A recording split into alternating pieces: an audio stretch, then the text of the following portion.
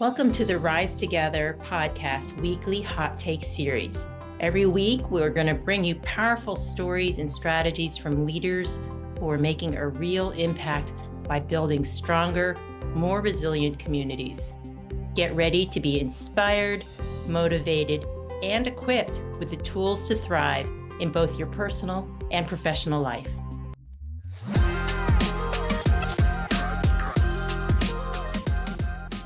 Hi, everybody. This is Beth Almaris with the Foundation for Family and Community Healing. I'm really excited today to be here with you. At the Foundation, we're really dedicated to helping individuals and organizations really build strength and resilience through skill-based education. So I'm really excited today. We've got a great guest, Gelman, who is a senior HR exec at Gusto, which he'll tell us about in just a second. How are you doing today, Jan?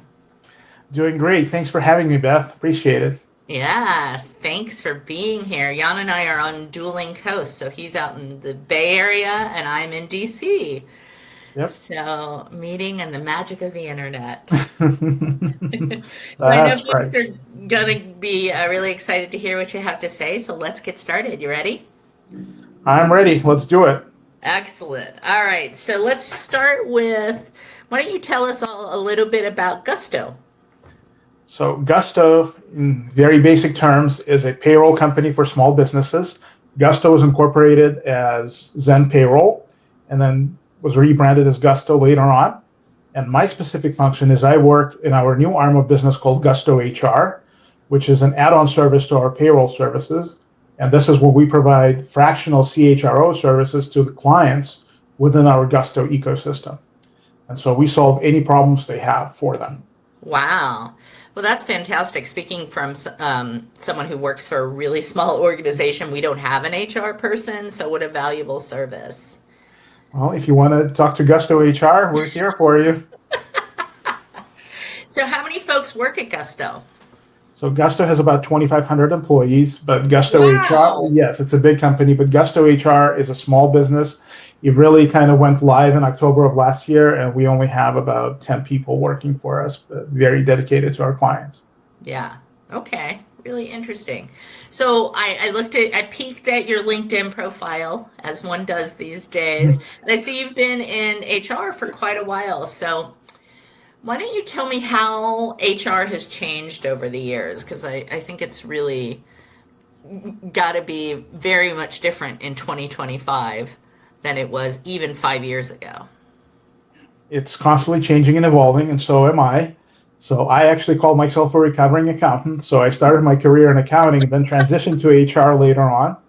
I still love accounting, I still teach accounting on the side, but I joined HR kind of organically because I was getting all those roles at startups where I was controller/director of HR, and I realized that I transitioned to HR later on. And I think the biggest change is that we don't really say HR anymore. HR sounds like something that's not a business partner to you. HR is something more punitive, as it used to be seen. Like if you go have to see director of HR, you must have done something wrong. It's like going to the principal. Exactly, yes. And we're trying to change that perception. So now we call it the people team or the people experience team or the people operations team. And so the focus here is now on people, right? It used to be called personnel and then human resources, and now we call it the people team. And so that's the biggest transition. So we are here for the employees. We're not the enemy. We're not here to fire you. We might if we have to, but we're here to work with you, help you develop, help you grow, help you succeed. And that's where the focus is. So I think that's the biggest change in HR, and that's where we're going. Interesting. So much more kind of people-centric versus 100%, yes. Yeah. People forget that the HR stands for human, and people forget the human component of this. Yes. So we're trying to emphasize this more and more. That's really interesting. So what would you say are some of the biggest issues facing your industry right now? Well, so HR or people team is always evolving, and you see what's going on in the world kind of with DEI and things like that, where DEI was the focus. And now a lot of companies are kind of going away from the focus from DEI. So we're really focused on helping people grow and helping people succeed and changing with the market. So whatever the market might need.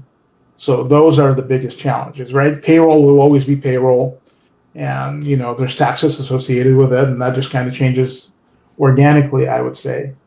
But the true focus is on helping people develop and helping people grow, and that's been the biggest change within the industry. So you bring up DEI, which is really, I mean, it's a hot topic. Are organizations really moving away from it? Because that breaks my heart because it's incredibly needed. It is absolutely needed, and I think organizations redefine what it means is what people are doing. Instead of moving away from it completely, they really redefined what it means. And if you break down the term DEI, right, it's diversity, equity, and inclusion. And if you think about all those components, I don't think any organization, no matter how conservative or how whatever term you want to use they are, they're not going to get away from that, because those are basic human needs. People do need to feel included in their organization, right? They need to be treated equally with some sort of equality. And diversity is something that makes all of us great. It's just basically acknowledging that we're all different people.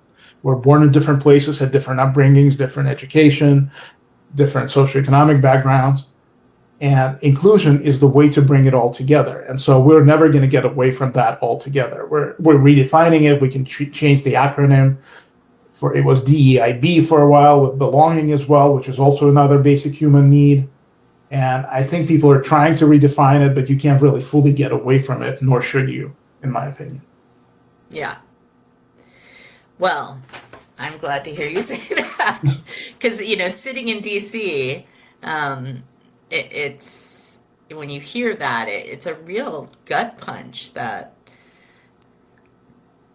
that people want to get away from what I think makes everything great, right? Diversity of perspectives, diversity of experience, having a shot, just. I don't know. It's a really interesting time right now, for sure.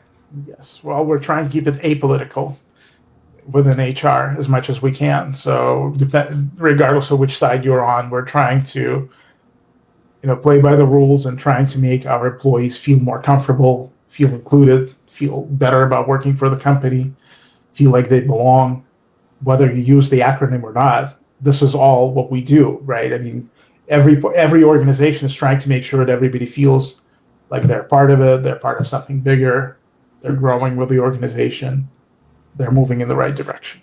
Yeah. So what do you think are kind of in the next 5 to 10 years, is this kind of the people team, where are you all going to go?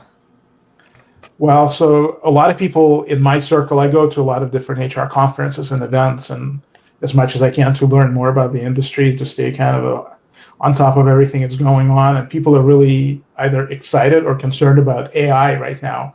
They feel that AI is going to replace all of us and it's going to take over HR. And I challenged AI to, come and do my work when somebody comes and complains about their boss. AI has no answers to that. So we rely on our AI tools, both internally developed and externally developed, to get answers to basic questions. If I needed to know what the paternity leave in Rhode Island looks like, I can ask AI about that. But dealing with complex issues that come up on a day-to-day basis, or when you have an employee threatening other employees, for example, in the office, like, it's no time to look at AI. You need professionals to help you deal with that. And so we kind of worked through that. So that's one of the changes. And it's just kind of staying on top of what's going on in the industry. And AI is just one of the things that kind of comes up. It's a tool like everything else. We have, applicant tracking systems, we have HRIS systems, and AI is just another tool another arrow in our quiver, if you'd like. Yeah, I like that. It's another arrow in that quiver. I like it, Jan. I might use that one. All right, it's yours, free of charge. There you go. So let's switch gears a little bit. What do you see? I mean, professional development has always been a big part, at least in my experience, of what my HR departments have been in charge of learning and development. Um, how do you see employee wellness and kind of the bigger picture, not just physical wellness, but emotional wellness and that belonging and that sense of inclusion at work? How do you see companies being able to step into that a little more deeply? Well, that's a great question, Beth. And so, first of all, I personally have been teaching for 25 years. So that's kind of my side gig or my night job, whatever you want to call it, work of love. And so I really believe in learning and development. I really, really believe in training and continuing education, whatever you want to call that. A big fan of that. And I think more and more now you see that employees, especially the younger generation, the millennials, Gen Z, they're really trying to up-level their skills. And we have to stay on top of that, and we have to try to offer that as much as we can within our company. As far as wellness and well-being, the focus on that is also very strong, especially with the new generation. And I see that a lot of companies are now offering mental health benefits and wellness benefits. Gusto, for example, gives us a wellness stipend. So we can use it on whatever we want. So some people use it on Calm, which is one of those apps that helps you be more mindful about things. And some people use it on more physical wellness, gym memberships and things like that. And a lot of companies are offering that because that's what the employees want. And so I think the move in that direction is very strong as well. Interesting. What about training for like organizational leaders in terms of those kind of softer skills? I know a lot of times people end up in management or supervisory positions because of longevity or because of a certain skill set, but that has nothing to do with leading people or engaging with people. Do you see HR having a role in that? Absolutely. So the last couple of companies I worked for, so we had very intentional trainings for managers. And it wasn't just management, just basic management training, like what to do with your employees or how to fill out performance reviews or how to deal with difficult people, but it's also about softer skills, about being able to deal with people within the organization, being able to understand we're becoming more global now. So thinking about how to deal with people in other countries. I had a call with somebody today who was based in France, and they opened an office in New York, and she was telling me how difficult it is for her to get used to the American culture, not just the time difference, which is also an issue for her because they're 5 hours ahead of them or 5 hours behind, but it's also about navigating the whole HR landscape. What's appropriate here? What's not appropriate? How to deal with different states, how to deal with different government agencies. But there's also a cultural component, and that's a training that I think is always gets overlooked, and we can't have that. That's an important thing as well. So we need to be more intentional about it. And those LinkedIn courses that you see now, I mean, you can take a 15, 20-minute course on anything, and there are plenty of courses that tell you how to deal with your employees. There are many courses designed for first-time managers who've never managed anyone, that kind of tell them what to think about and issues that they can't really, they're not thinking about until they actually encounter them. And so we're trying to prepare them for that. And it's our role in HR to make sure that people are prepared and they're thinking about things they don't even know about. And that's what we do. Yeah. Well, you sound like you really try and stay ahead of the curve and up to date. What are some of the things that you're interested in learning more about these days? Well, Personally, professionally? So professionally, so I just try to stay abreast, stay on top of all of the issues that come up. And so I attend as many conferences as I can. I belong to many different HR communities, so I'm very well known in the community here in the Bay Area. So I belong to this organization called Startup Experts, which is specifically for HR and operations leaders from smaller organizations.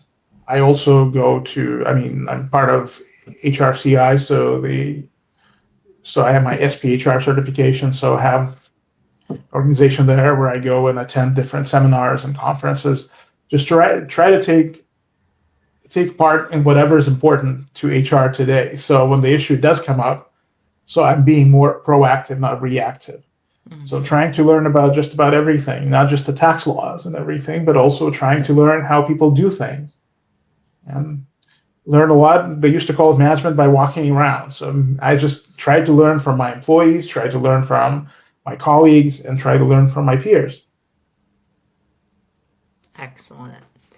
Well, this has been a great conversation, Jan. How can folks, if they're interested in learning more about you or what you do, what's the best way to get a hold of you? Well, I would appreciate if they would contact me on LinkedIn and would tell me that they heard me on your podcast. So yes, so find me on LinkedIn, Jan Gelman, just like it sounds. I'm pretty much the only Jan Gelman on there, so you should be able to find me. And you can find me by email. It's just my first initial, last name at gmail.com. So ygelman@gmail.com. And just let me know how I can help you, and we'll get connected and maybe start a conversation, and who knows where it leads us. All right. I also teach LinkedIn courses, so you can find some LinkedIn courses that I've recorded. Wow. Yes, so I partner with a company called Madecraft based in Santa Barbara, California, and they record LinkedIn courses. So I have a couple of courses on onboarding in HR. We're also soon releasing courses on AI in HR. So they're short, bite-sized courses. So yes, please reach out to me. Excellent. Find me there as well. All right. Well, thank you so much for your time, Jan. It was a really fun conversation. Thank you, Beth. Thank you for having me. Thank you for joining us today on our Rise Together podcast weekly hot take series. We hope you've been inspired by today's stories and strategies for building stronger, more resilient communities. Remember, resilience isn't just about bouncing back. It's about growing through every challenge to become bigger and better. If you've enjoyed this episode, please make sure to subscribe, leave a review, and share it with somebody who could benefit from these insights. Stay connected, stay resilient, and we'll see you next time.